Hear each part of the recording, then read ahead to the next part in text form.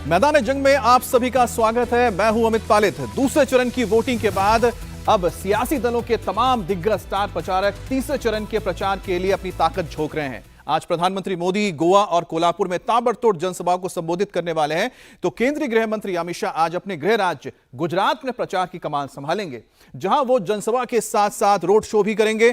CM Hathras, Firozabad और इटावा में दन दनादन कई रैलियों को संबोधित करेंगे। उत्तर प्रदेश में योगी आदित्यनाथ, वहीं पर प्रियंका गांधी भी आज गुजरात में रहेंगी, जिसके बाद वो महाराष्ट्र के लातूर में एक रैली को संबोधित करेंगी। आज दिल्ली में एक इंटरेस्टिंग चुनाव प्रचार देखने को मिलेगा। आज सीएम अरविंद केजरीवाल की पत्नी सुनीता केजरीवाल पहली बार दिल्ली में प्रचार करती दिखेंगी। वो इस दिल्ली में एक रोड शो करने जा रही हैं।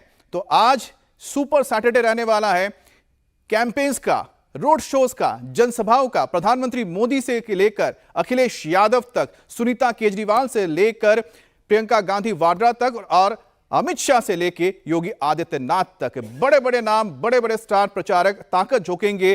तीसरे फेज के चुनाव में अपने कैंडिडेट्स को जितवाने के लिए वोट्स की अपील करेंगे नेताओं से और साथ ही साथ अपने कार्यकर्ताओं से।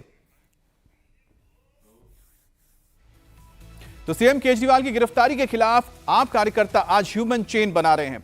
लक्ष्मी नगर मेट्रो स्टेशन के पास ह्यूमन चेन आपके कार्यकर्ता बनाएंगे और इसमें ईस्ट दिल्ली में आपके उम्मीदवार कुलदीप कुमार भी शामिल हैं। तो ये तस्वीरें आप देख रहे हैं, ईस्ट दिल्ली की तस्वीर है, जहां कुलदीप कुमार उम्मीदवार हैं ईस्ट दिल्ली से आम आदमी पार्टी के।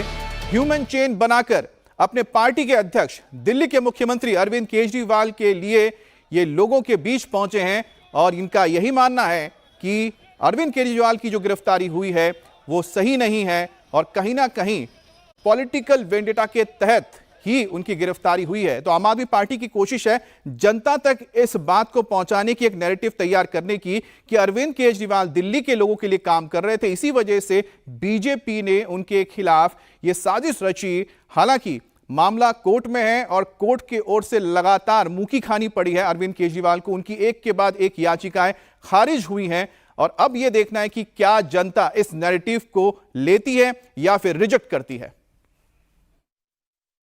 हम मौजूद हैं फुटओवर ब्रिज लक्ष्मी नगर पे और हमने एक कैंपेन यहाँ शुरू किया है जेल का जवाब वोट से। जिस तानाशाही भारतीय जनता पार्टी ने दिल्ली के लोकप्रिय मुख्यमंत्री श्री अरविंद केजरीवाल जी को षड्यंत्र करके जिस प्रकार से जेल में डालने का काम किया है, झूठे आरोप लगाकर जेल में डालने का काम किया है और अब जेल में जिस प्रकार की प्रताड़ना उनको दी जा रही है, दिल्ली के लोग अपने बेटे अरविंद केजरीवाल से, जिन्होंने शिक्षा, स्वास्थ्य, बिजली, पानी, 24 घंटे बिजली का सपना, दिल्ली की महिलाओं को 1000 रुपये, दिल्ली की महिलाओं को बस में फ्री ट्रैवल, दिल्ली के बुजुर्गों को तीर्थ यात्रा कराने का काम किया, ऐसे लोकप्रिय मुख्यमंत्री को भारतीय जनता पार्टी ने षड्यंत्र के तहत जेल में डालने का काम किया है। हम लोग और दिल्ली के लोग मिलकर इस जेल का जवाब वोट से देने के लिए तैयार हैं और 25 मई को भारतीय जनता पार्टी को ये दिखा देंगे कि तुमने तानाशाही के दम पे दिल्ली के मुख्यमंत्री को, दिल्ली के बेटे, दिल्ली के भाई अरविंद केजरीवाल जी जेल में डाला है। दिल्ली के लोग उसका जवाब तुम्हें जेल का जवाब वोट से देंगे। अब मुख्यमंत्री अरविंद केजरीवाल की पत्नी सुनीता केजरीवाल आज से आम आदमी पार्टी के प्रचार अभियान की कमान संभालेंगी। अब सीएम केजरीवाल की गैरहाजिरी में सुनीता केजरीवाल लोकसभा चुनाव में पार्टी के लिए प्रचार करेंगी। अब सुनीता केजरीवाल शाम को 4 बजे इस दिल्ली में रोड शो करने जा रही हैं। ये रोड शो आप उम्मीदवार कुलदीप कुमार के लिए होगा, जो कल्याणपुरी ब्लॉक 20 के गुरुद्वारे से निकलेगा। तो सबसे बड़ी बात है कि अब तक जो बातें पूरे सियासी हलकों में हो रही थी, दिल्ली के गलियारों में चल रही थी कि क्या सुनीता केजरीवाल अरविंद केजरीवाल की जगह सामने आएंगी, पार्टी की कमान संभालेगी, उसके संकेत आज से मिल रहे हैं, क्योंकि वो अरविंद केजरीवाल के लिए, अपनी पार्टी के लिए वोट मांगेंगी। बिल्कुल, जब तानाशाही बढ़ती है, जब किसी को षड्यंत्र जेल में डाला जाता है, तो आज भाभी जी सुनीता केजरीवाल जी रोड शो की शुरुआत करेंगी और दिल्ली के लोगों से आशीर्वाद मांगेंगी। दिल्ली के लोगों से मैं अपील करना चाहता हूं कि आप लोगों के बेटे, आप लोगों के भाई अरविंद केजरीवाल जी की गैर मौजूदगी में अब उनकी पत्नी सुनीता केजरीवाल जी आज हम लोगों के बीच में पूर्वी दिल्ली में आएंगी। आप सब लोग भी ज़्यादा संख्या में पहुँच उनको अपना आशीर्वाद दें, समर्थन दें और अपने बेटे अरविंद केजरीवाल जी की जेल का जवाब वोट देने का काम करें। और हमारे साथ इस बार भास्कर भी जुड़ गए हैं। भास्कर, जब प्रेस कॉन्फ्रेंस किया था सुनीता केजरीवाल ने तो टीजर था, उसके बाद जब इंडी गठबंधन के मंच पर पहुंची तो हमें ट्रेलर देखने को मिला, तो आज जब रोड शो करेंगी सुनीता केजरीवाल तो पिक्चर रिलीज हो रही है। बिल्कुल पिक्चर रिलीज हो रही है। सुनीता केजरीवाल आज से चुनाव प्रचार की शुरुआत कर रही हैं। राजधानी दिल्ली से शुरुआत हो रही है। आज और कल 2 दिन का प्लान तैयार हो चुका है। आज वो पूर्वी दिल्ली में और कल पश्चिमी दिल्ली में, वेस्ट दिल्ली में महाबल मिश्रा के लिए वो रोड शो करेंगी और इसके साथ साथ गुजरात में चुनाव प्रचार करेंगी, पंजाब में चुनाव प्रचार करेंगी और हरियाणा में चुनाव प्रचार करेंगी। पार्टी ने यह साफ कर दिया, न सिर्फ चुनाव प्रचार, लेकिन इस चुनाव प्रचार से पहले वो आम आदमी पार्टी के सभी 22 जो लोकसभा के उम्मीदवार हैं उनके साथ मीटिंग कर चुकी हैं। वो सबके साथ मीटिंग करके फीडबैक ले रही हैं कि उनके लोकसभा क्षेत्र में किस तरह से चुनाव प्रचार का अभियान चल रहा है, कैसा काम चल रहा है, और ये रिपोर्ट्स वो अरविंद केजरीवाल से भी साझा कर रहे हैं। तो पॉलिटिकली जिस बात को लेकर चर्चा की जा रही है, आज से सुनीता केजरीवाल उस भूमिका में नजर आएंगी। अरविंद केजरीवाल अपनी पार्टी के लिए जब चुनाव प्रचार करते थे तो सबसे ज्यादा डिमांड होता था उनकी रोड शो का, और वही रोड शो अब सुनीता केजरीवाल कर रही हैं। यानी ये कह सकते हैं कि उस भूमिका में, एक्टिव पॉलिटिक्स में वो पहली बार नजर आएंगी। अरविंद केजरीवाल के अभाव में वो कमी सिर्फ सुनीता केजरीवाल पूरी कर सकती हैं, ये पार्टी को एहसास था और इसलिए उनको लोकसभा चुनाव में रोड शो के जरिए उतार रहे हैं वो लोग प्रचार करने के लिए। आज इसकी शुरुआत हो रही है। पार्टी को उम्मीद है कि अरविंद केजरीवाल के मैसेज को सुनीता केजरीवाल अगर जनता के बीच लेके जाती हैं, उनके लिए अगर इमोशनल अपील करती हैं, तो उसका असर इस लोकसभा चुनाव में होगा और इसलिए उनको चुनाव प्रचार के इस अभियान में उतारा गया है। कुल मिलाकर वही सियासी आप कह सकते हैं कि पिक्चर देखने को मिल रही है। अगर पति जेल में है तो पत्नी आकर कमान संभाल रही है। पहले भी ऐसा देखने को मिला है, एक बार फिर से ऐसा हो रहा है। लेकिन अब आगे देखना है कि जो बाकी तमाम नेता आम आदमी पार्टी के, उनकी भूमिका क्या रहती है। भास्कर, बहुत बहुत शुक्रिया आपका। और मैदान जंग में अब बात करेंगे हम कल दूसरे चरण में हुई कम वोटिंग को लेकर, जो तमाम दलों के थिंकर्स और चिंता उनकी बढ़ा दी है। कल 13 राज्यों की 88 सीटों पर वोट डाले गए, जिसमें नॉर्थ ईस्ट के 3 राज्यों और पश्चिम बंगाल समेत छत्तीसगढ़ की 3-3 सीटों पर बम्पर वोटिंग हो जाती है। लेकिन यूपी, एमपी और बिहार के वोटर्स में वोटिंग को लेकर उत्साह काफी कम देखने को मिला है। अब यूपी में तो करीब 6% कम वोट पड़े हैं और एमपी में भी पिछले चुनाव के मुकाबले 8% वोट कम हो गए हैं। और इसी तरह से बिहार की बात की जाए तो कटिहार सीट पर तो वोटिंग अच्छी हुई, लेकिन बाकी जो सीट थे, बाकी जो 4 सीटें थी, वहां पर वोटर्स अपने उम्मीदवारों को निराश करते नजर आए। अब सवाल है कि कम वोटिंग के इस पैटर्न से किसको फायदा मिल रहा है, किसका नुकसान हो रहा है, आज मैदान जंग में इस पर ही हम चर्चा करते हैं। अब सबसे पहले आपको हम बताते हैं कि कल 88 सीटों पर पिछले चुनाव के मुकाबले कितना वोट परसेंटेज कम हो गया है। राउंड 2 में कम वोट पड़े हैं। 2019 के मुकाबले हम देखते हैं, 2019 में 70% वोटिंग हुई और 2024 में आप देखिए करीब करीब यहां पर 6.5% वोट कम हो गए। 6.5% वोट कम नहीं होते हैं और सीधा 7% का कम से कम आप सोचिए कि यहां पर कम हो जाना वोट का पिछले 2019 के मुकाबले में, पिछले चुनाव के मुकाबले में क्या संकेत देता है। आखिरकार जो हिंदी बेल्ट है, जो हार्टलैंड कहा जाता है, हिंदी हार्टलैंड, वहां पर वोटिंग बहुत कम देखी गई। वहीं पर अगर छत्तीसगढ़ की बात करते हैं, पश्चिम बंगाल की बात करते हैं, असम की बात करते हैं, त्रिपुरा की बात करते हैं, इन इलाकों में अच्छी वोटिंग हुई है। और तभी तो 2019 के मुकाबले आप देखिए कि हिंदी हार्टलैंड में वोट का कम पड़ना सीधा 6.5% का घाटा यहां पर दिखाता है वोट परसेंटेज में। अब देखिए दूसरे चरण में कल हुए मतदान में किस राज्य में कितना परसेंट वोट पड़ा है, उससे भी आपको अंदाजा लगेगा कि आखिरकार किस तरह से अलग अलग राज्य अलग संकेत दे रहे हैं। देखिए नॉर्थ ईस्ट, असम, जिसे माना जाता है कि आप सोचिए कि एक सेक्लूडेड इलाका माना जाता है, मेन हम लोग कहते हैं जो हमारे देश के हिस्से से, वहां पर 77% वोटिंग हुई है। नॉर्थ ईस्ट देखिए छोटा राज्य है लेकिन वोटिंग बम्पर हुई है।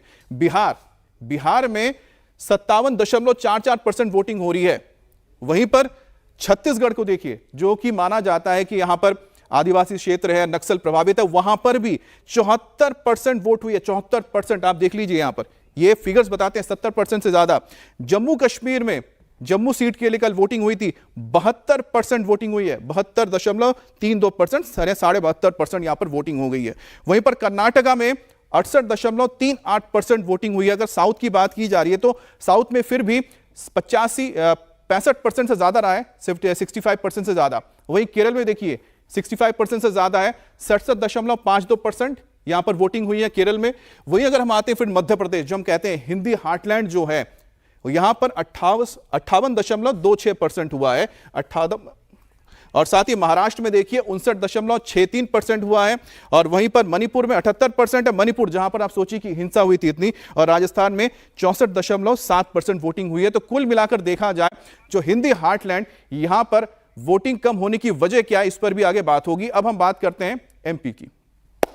अब उत्तर प्रदेश की अगर बात कर लें, क्योंकि उत्तर प्रदेश का यहां पर आंकड़ा नहीं आया है, उत्तर प्रदेश आप देखना ज्यादा दिलचस्प हो जाता है। उत्तर प्रदेश में देखिए अमरोहा में 64% वोटिंग हुई है, और 2019 में 71% यहां पर वोटिंग हुई थी। मेरठ में 58% वोटिंग हुई है, लगभग आप लगा लीजिए 59% है, क्योंकि 7 शून्य है यहां पर, और 64% यहां पर 2019 में हुई थी, उससे कम ही हुआ है, करीब करीब 4%। बागपत में करीब करीब 56% वोटिंग हुई है, क्योंकि 55.93 है, और 64.64% हुआ था, तो करीब यहां पर भी 4.5% का यहां पर दिख रहा है घाटा। गाजियाबाद में 49% की वोटिंग हुई है, 55.89% हुआ, यहां पर करीब करीब 5 से 6% की वोटिंग कम पड़ी है 2019 के मुकाबले। गौतम बुद्ध नगर की बात करते हैं, अर्बनाइज इलाका है, 53.21%, 60.49% की यहां वोटिंग हुई थी, देखिए लगभग 7% का यहां पर कम हुआ है। बुलंदशहर 55, वहीं पर अलीगढ़ 56, और मथुरा का 49% हुआ है। यहां पर भी देखिए 60 पिछली बार हुआ था, 60 को क्रॉस किया था, इस बार 60 क्रॉस नहीं हुआ है।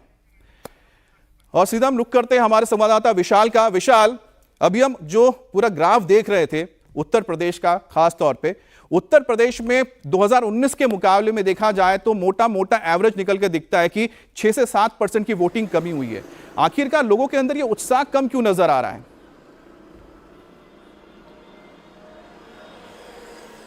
अमित, अगर देखा जाए पिछली बार की कंपैरिजन में तो जो वोटों का प्रतिशत है वो 7% कम हो गया है। ऐसे में जब 5 साल बाद चुनाव होता है, वोटरों की संख्या ज़्यादा हो जाती है, मतदाता ज़्यादा हो जाते हैं, और ऐसे में अगर वोटिंग परसेंटेज 7% कम हो जाए तो अपने आप में निश्चित तौर पर सवाल तो उठेंगे ही। और गाजियाबाद और नोएडा की अगर बात कर लिया जाए तो वहाँ पर भी, जहाँ पर अर्बन पॉपुलेशन ज़्यादा है, पढ़ी लिखी ज़्यादा जनता होती है, ज़्यादा अच्छे लोग एजुकेशन के लिहाज से होते हैं, अगर वहाँ पर वोटिंग परसेंटेज कम होता है, जिसमें गाजियाबाद में तो 50% को भी टच नहीं करता है, तो अपने आप में निश्चित तौर पर कई तरीके के सवाल उठते हैं। ऐसे में बात ये उठती है कि कई जहां पर जो ईवीएम मशीनें हैं, वीवीपैट मशीनें हैं, वहां पर कुछ खराबी की बात सामने आई। इसके अलावा अगर मौसम की बात कर लिया जाए अमित, तो मौसम इस समय काफी ज्यादा चल रहा है, 42 डिग्री टेम्परेचर टच कर रहा है सभी पूरे उत्तर प्रदेश के इलाकों में, तो मौसम भी एक कारण है। और इसके अलावा यह भी बताया जा रहा है कि मतदाता जब सूची बनती है तो काफी सारे लोगों का नाम उसमें से कट जाता है। तो ये कुछ ऐसे फैक्टर्स जरूर है जिसकी वजह से वोटिंग परसेंटेज कम हुआ है। लेकिन वोटिंग परसेंटेज कम होना चुनाव आयोग की लगातार कोशिशों के बावजूद अपने आप में कई तरीके के सवाल उठाता है। अमरोहा की अगर बात कर लें अमित, तो अमरोहा में सबसे ज्यादा कल उत्तर प्रदेश में मतदान हुआ है, लेकिन यह भी पिछली बार के कंपैरिजन में 7% कम है, 64 और 71 का फर्क है। तो यह बताता है कि किस तरीके से मतदाता वोटिंग बूथ तक पहुंचने में नाकाम रहे हैं। क्या पॉलिटिकल जो पार्टीज है कुछ इसको लेकर चिंतन मंथन कर रही है, तो उनकी ओर से क्या बताया जा रहा है?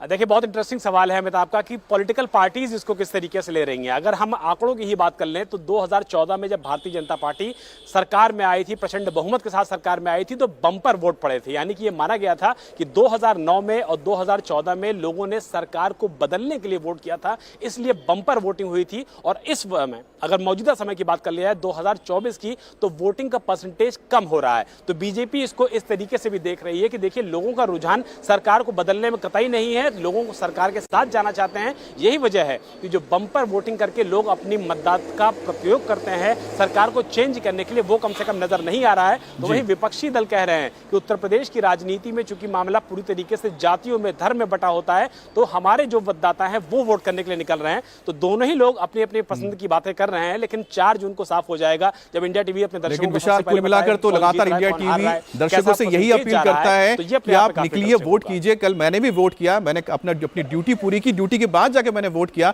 उस दौरान एक चीज खास देखने को मिली कि जो यहाँ पर नोएडा में अर्बन सेंटर इलाका है, हर एक सोसाइटी के अंदर इस बार बूथ खोला गया था ताकि लोगों को सहूलियत रहे। उसके बाद भी लोग नदारद थे, तो और क्या कर सकते हैं? अब लगता है कि लोगों के घर जाके बैलेट देना पड़ेगा। लेकिन आपसे अपील है कि आप बाहर निकलिए और वोट दीजिए। बहुत बहुत शुक्रिया आपका विशाल। कम वोट परसेंटेज का असर नेताओं पर दिखने लगा है। कल ओवैसी हैदराबाद में रैली कर रहे थे तो उन्होंने वोटर्स से अपील की कि 40 और 45% वोट से कुछ नहीं होगा। ओवैसी ने बड़ी संख्या में वोटर्स को घर से निकलने के लिए कहा और साथ ही उन्होंने कहा कि किस तरह से आप बाहर निकलेंगे तभी तो आप अपनी जो चीजें, अपनी मांगों को मनवा सकते हैं। कोशिश हमारी पूरी होनी चाहिए कि हमारा पोलिंग परसेंटेज बढ़े, ये जो 40%, 45% पोलिंग हो रही है, याद रखिए ये इलेक्शन पार्लियामेंट का इलेक्शन है और मजलिस इत्तेहादुल मुस्लिमीन के जितने मुखालिफीन हैं, जिनका ताल्लुक संघ परिवार से है, आरएसएस से है, बीजेपी से है, या वो उस तरह की ज़हनियत रखते हैं, वो सब यही कोशिश करेंगे कि मजलिस इत्तेहादुल मुस्लिमीन की कामयाबी को यहां से रोका जाए। तो बात कर लेते हैं देश के दिल यानी कि मध्य प्रदेश की, जहां पर 29 सीटें हैं और 29 सीटें जीतकर बीजेपी तो क्लीन स्वीप करना चाहती है इस बार। लेकिन जो वोटर्स हैं, अब वोटर्स पे दारोमदार हैं, क्योंकि वोटर्स ही बाहर निकलेंगे और वोटर्स ही यहां पर वोटिंग करेंगे। अब देखते हैं कि यहां पर किस तरह का मत प्रतिशत रहा है। खजुराहो की बात करते हैं तो 56.91%, 60% 2019 में था, यहां पर भी करीब 4% की गिरावट देखने को मिली है। दमोह की 56%, 65% 2019 में था, यहां पर आप वोट परसेंटेज देखेंगे तो करीब करीब 8% का यहां पर कम होना दिखता है। टीकमगढ़ 59.23 और 66.57, सतना 61.33, 70.71। रीवा की बात करते हैं 49.44, 60.33% यहां पर आ रहा है। होशंगाबाद 66.72, 74%। तो अगर ओवरऑल एवरेज देख पा रहे हैं तो करीब करीब 8% यहां पर दिख रहा है कि जो वोट प्रतिशत में कमी आई है 2019 के मुकाबले में। अब इसके बारे में हम सीधा बात करेंगे हमारे संवाददाता अनुराग से। अनुराग, आखिरकार ये उत्साह कम क्यों नजर आ रहा है? क्या वही वजह है जो हमें उत्तर प्रदेश से जानने को मिला या कुछ और मसला है? निश्चित तौर पर जिस तरीके से विशाल ने बताया, 2014 में बम्पर वोटिंग दिखाई दी 2009 की तुलना में। मैं कहूँगा 2014 और 2019 में भी बम्पर वोटिंग देश के तमाम हिस्सों की तरह मध्य प्रदेश में भी दिखाई दी। अगर हम बीते चुनाव की बात करें तो बीते चुनाव में मध्य प्रदेश में इन्हीं जिन 6 सीटों की आज हम चर्चा कर रहे हैं, यहाँ पर तकरीबन 75% वोट डला था। इस बार तकरीबन जो पिछली बार है 67 करीबन, इस बार 58% जो है वोट गिरा है इन 6 सीटों पर, जबकि पिछली बार ये तकरीबन 67% था। 8% का फर्क आया। पहले चरण की मैं बात कर रहा हूं, पहले चरण में 67% वोट डला था, जबकि 75% वोट था। सीधे तौर पर जो कारण जो नजर आ रहे हैं, ये बुंदेलखंड का इलाका है, इनमें से 3 सीटें बुंदेलखंड की हैं और विंध्य की भी हैं। जो तापमान है तकरीबन 42 से 43 डिग्री है। नंबर 2, माना जा रहा है कि जो लगातार है शादियों का समय है, तकरीबन 4 से 4,500 हजार शादियां इन इलाकों में देखी गई है, ये भी एक बड़ी वजह आ रही है। तीसरी एक जो बड़ी वजह है आबिद, पे आपको बताऊं कि पहले जो फिजिकल प्रचार होता था, बड़े बड़े बोर्ड जो होर्डिंग्स हैं, पोस्टर्स हैं, पैम्पलेट्स से ये लगते थे, झंडियां लगती थी चुनाव प्रचार चुनाव आयोग के चलते, वो थोड़ा कम जरूरी है। लोगों का रुझान उनको देखकर भी होता था। अब सोशल मीडिया के जरिए ज्यादा जो है प्रचार होता दिखाई दे रहा है। इंटरेस्टिंग बात यह रही कि मध्य प्रदेश के जो बीजेपी के प्रदेश अध्यक्ष, जब कल हमारी उनसे बात हुई तकरीबन 4:30 बजे, कम वोटिंग का परसेंटेज क्या है, तो उन्होंने बड़ा एक इंटरेस्टिंग उदाहरण भी दिया कि दरअसल कांग्रेस ये मानकर चल रही है कि वो 400 पार के नारे के चलते हार रही है, इसलिए जो उसका कोर वोटर है वो अपने वोट डालने नहीं गया। यानी जो वोट परसेंट कम है ये कहीं ना कहीं कांग्रेस का है। दूसरी तरफ अगर बीजेपी के जो कोर वोटर्स था वो ये मान के चल रहा है कि अब की बार अगर मेरा वोट नहीं भी पड़ा तो 400 पार आ ही रहा है, यानी सरकार तब भी हमारी बन रही है, इसलिए वो वोट डालने नहीं निकला। लेकिन इन तमाम दावों के बीच ये बात सही है कि चुनाव आयोग और तमाम राजनीतिक दलों के आह्वान के बावजूद ये वोटिंग परसेंट है ये निहायत कम है। मध्य प्रदेश में सबसे कम वोटिंग रीवा में हुई है, तकरीबन 49%। पिछली बार ये आंकड़ा तकरीबन 60% था, यानी आप अंदाजा लगाएं 11% ये वोट परसेंट गिरता है। खजुराहो जहां पर मैं इस वक्त मौजूद हूं 56% वोट पड़ा है, पिछली बार तकरीबन 68% था। 12% का ये जो अंतर है वो तमाम है। खजुराहो सीट की एक बात और बता दूं, यहां पर जो कांग्रेस इंडी गठबंधन था 29 में से इकलौती, इस एक सीट पर इंडी गठबंधन के तहत समाजवादी पार्टी को सीट मिली थी, लेकिन उसका प्रत्याशी का नामांकन रद्द हो गया और समर्थन दिया कांग्रेस और समाजवादी पार्टी ने ऑल इंडिया फॉरवर्ड ब्लॉक को। तो एक ये बड़ी वजह रही कि यहां पर तकरीबन 1 लाख से ज्यादा जो मुस्लिम वोटर्स हैं उन्हें मालूम था कि ना अब कांग्रेस यहां पर खड़ी है ना समाजवादी पार्टी है, तो वो जो मुस्लिमों का जो कोर जो वोटर था वो भी नहीं आया। तो यही तरीके के हालात, इसी तरीके के हालात अमूमन तमाम 6 सीटों पर रहे। गर्मी एक बड़ी वजह रही, शादियां बड़ी वजह रही, और कहीं ना कहीं जिस तरीके से चुनाव प्रचार अब पूरी तरीके से केंद्रित होकर सोशल मीडिया पर भी आ गया है, इंटरेक्शन कम हो रहा है, तो ये एक बड़ी वजह मानी जा सकती है कि 2 बार 2014 और 19 के परिणामों के विपरीत यहां पर राजनीतिक विश्लेषक अब हम बात करते नजर आ रहे हैं कि क्या वजह है कि 8-9% वोटिंग कम हो रही है। अब बचे हुए जो मध्य प्रदेश के 2 चरण है उसमें जरूर है मध्य प्रदेश के तमाम नेता चाहे बीजेपी और कांग्रेस को वो कोशिश करेंगे कि अपने अपने कोर वोटर्स को निकाल कर ले जाएं, लेकिन तब महीना मई का होगा, यानी चुनौतियां अब राजनीतिक दलों के सामने बड़ी विकट होती जा रही है। मध्य प्रदेश के संदर्भों की बात करूं अगर राष्ट्रीय संदर्भों को छोड़कर तो। जी अमित। चलिए अनुराग, आपकी बातों से एक बात तो क्लियर हो गया कि चलो खजुराहो तो समझ में आता है कि उसकी वजह क्या है, लेकिन जो बाकी सीटों की जो वजह है उम्मीद करते हैं कि अगले फेज में वजह ना बने और लोग चाहे गर्मी हो या फिर जो भी आपके काम है उसको पूरा कीजिए या थोड़ा सा सह लीजिए, लेकिन वोट जरूर कीजिए। ये हमारी अपील एक बार फिर से आपसे रहेगी। बहुत बहुत शुक्रिया अमिताभ आपका।